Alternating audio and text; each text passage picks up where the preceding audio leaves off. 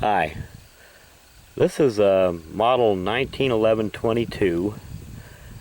It's made by, well, I've heard this company name pronounced about 3 different ways.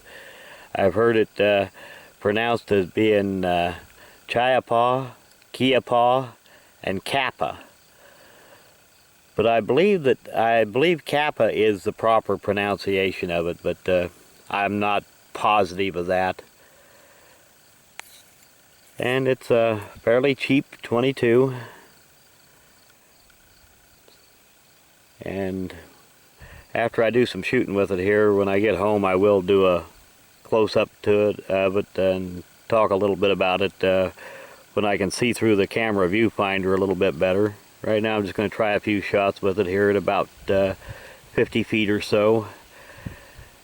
It's not as good as what you would expect from most 22s. It's accurate enough, but it does give you an occasional stovepipe, and occasionally you get a light hit on the firing pin. Not very often. It likes some ammo better than others. It absolutely despises Remington. It loves CCI.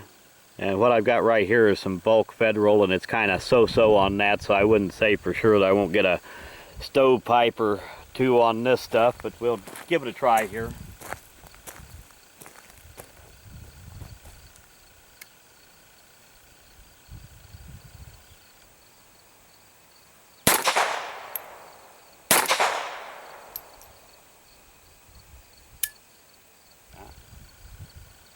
Either a light hit or a dud round.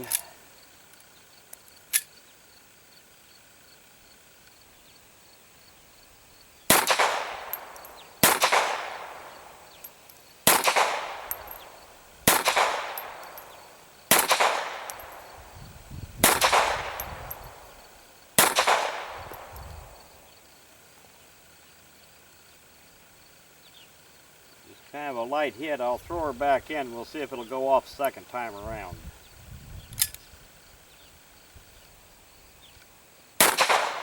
Yep, it did.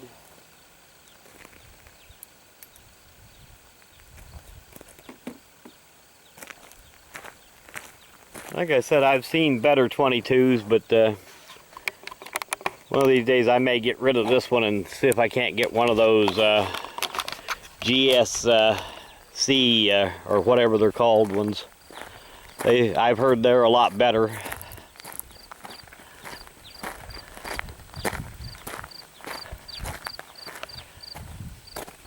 But the accuracy of it's not too bad. Not bad for offhand at 50 feet. Did get one down there, and that's more than likely my fault. So anyway, when I get home, I'll do a little follow-up and tack on the end of this video, showing a close-up of it and talking about it a little more. This is the Chiappa 1911-22. Now this is the target model, and basically, as far as I can see, the only difference between the standard model and the target model is that this one's got an adjustable sight, and the trigger pull might be a little bit better than the standard model, but still the trigger on this one is plenty heavy. But it is unloaded. I just got home, gave it a little cleaning. That trigger is a lot heavier than it needs to be. And anyway, I guess I'd have to say that I've had this gun for a couple of years now, and I'm sort of indifferent to it, I suppose you'd say. I like it's got the feel of a 1911, and it's got almost the weight of a 1911. It's a little bit lighter than your standard 1911, and it's good and accurate.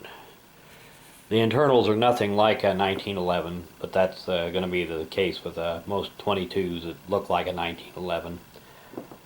But basically what I'm unhappy with about the gun is that the trigger is heavier than it needs to be, but that's kind of common on modern guns. But the main things is the way it operates.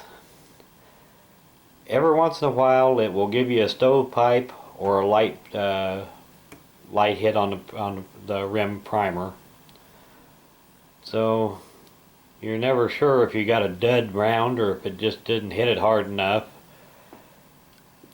And it likes some ammo better than others, but I've never found any kind of 22 ammo that functions flawlessly in it.